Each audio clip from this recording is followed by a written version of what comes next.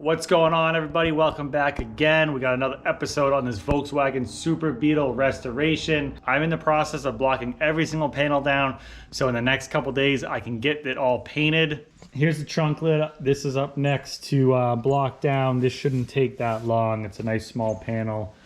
I have already blocked both of the doors.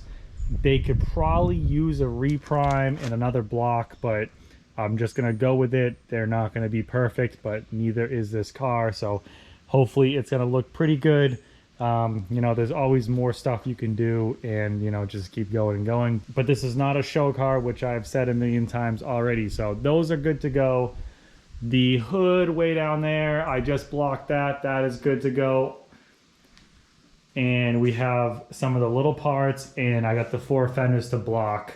The other 2 are in the paint booth still right there. It's probably gonna take all day, you know, a good 10 hours to get every single panel, you know, sanded down with 400 grit, scuffed up, DA'd, you know, have everything ready.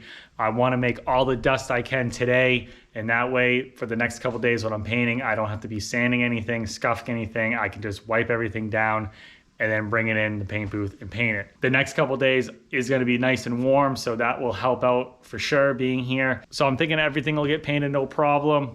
As far as what I'm using right now, I'm using the Durablock sanding blocks. I'll leave a link for all this kind of stuff in the description if you guys wanna check out what I use, but these sanding blocks are great. You can buy a kit that's not that expensive, a short one, long one. They have a round one, a teardrop one. These are pretty much the go-tos for people that are looking into getting some nice sanding blocks.